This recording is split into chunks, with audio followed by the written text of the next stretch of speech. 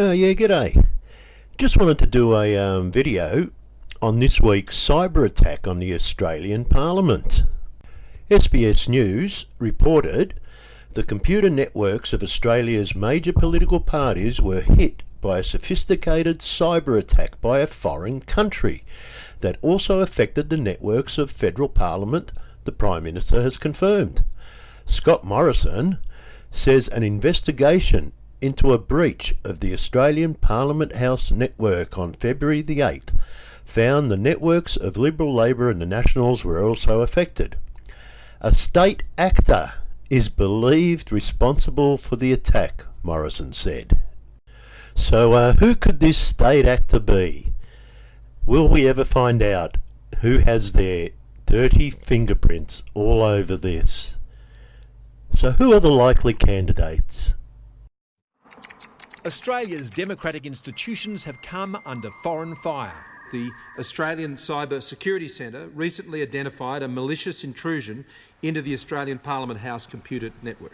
Parliament's computers weren't the only target. The networks of some political parties, Liberal, Labor and Nationals, have also been affected. And this is the work of a foreign government. And this is the work of a foreign government. And this is the work of a foreign government. The sophisticated state actor is responsible for this malicious activity. Only a handful of countries have the capability to mount this kind of attack, including the United States, Israel, Russia and China. So there are apparently 4 state actors, including Israel, that are capable of doing this. Now, who do you think is going to be attributed with the blame? I know who my money's on. Of course, we may never know, but what I will say is that we will work tirelessly, both here and overseas, to do what's called attribution. But 2 countries have recent form. Okay, here we go. So who are these 2 countries with recent form? Experts agree that there is overwhelming evidence that Russia interfered with the 2016 presidential election. And intelligence sources have told Nine News that most state-based attacks on Australian targets have been launched from China. Surprise, surprise, surprise! Has the attack now been neutralised? Yeah, I won't comment on that, Senator. It's being, I describe it as being managed. Has the attack now been neutralised? Yeah, I won't comment on that, Senator. It's being, I describe it as being managed. In the words of one senior intelligence official, this was the A-team, this was the A-team, this was the A-team. So, just who is the A-team? I'd like to show you a quick video by Brendan O'Connell. If you haven't subscribed to Brendan O'Connell's YouTube channel, I'd encourage you to do so. He's done some magnificent work, especially on the Talpiot program.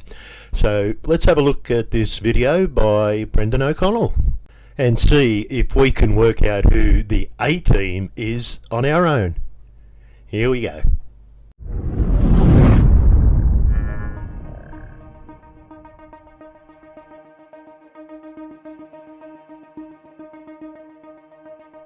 What is the Intel Management System and why should you care? What is the ARC processor, jointly developed by Goldman Sachs and others for the Internet of Things? The combination of these technologies results in the crown jewel of the hardware facet of the worldwide Talmudic Talpiot takeover program, or TOP for short. This Talmudic technological takeover is part hardware and software, but also people, placing them in key positions around the world. It's a fully integrated combination flesh and blood backdoor, or FAB, into the world's high-tech infrastructure, which includes the emerging Smart Cities program combined with the Internet of Things and artificial intelligence. But the crown jewel of the Talpiot program is the ARC processor that sits within the Intel Management System, a CPU sitting physically within the Intel CPU with its own fully functioning Linux-based operating system, completely transparent to the Windows, Apple or Linux-based operating system functioning at the user level. This is the ultimate backdoor of backdoors, and it was designed and fabricated in Israel as the basis of the new Core series of Intel CPUs, integrated between 2006 and 2008. These are the same CPUs that all server farms all over the world use. Every Google server farm, Facebook, corporate, public and private. The NSA insisted on a patch that could switch off the Intel management system for sensitive systems. No such luck for us mere mortals. The Intel management engine cannot be switched off and is a wide open hardware backdoor for Israel to get into any and all computer systems around the world. If you think the AMD line of CPUs are a safe option, think again. They have the platform security processor and it has the exact same problems. Besides, AMD, once a joint operation between Texas Instruments and the Chinese government, is now virtually wholly owned and controlled by China. The ARC processor is tiny and its multiple formats. It is filling the Internet of Things, from light bulbs to self-driving cars to robots, you name it. Think about it. Think about the power this gives the Israeli state and this Talmudic technological takeover. So there you go. I think I know who the A-team is in regards to cyber attacks. Who do you think it is? Oh, no, just no. Bullshit, bullshit, bullshit, bullshit. No drinks for me, thanks. Bullshit, bullshit, bullshit.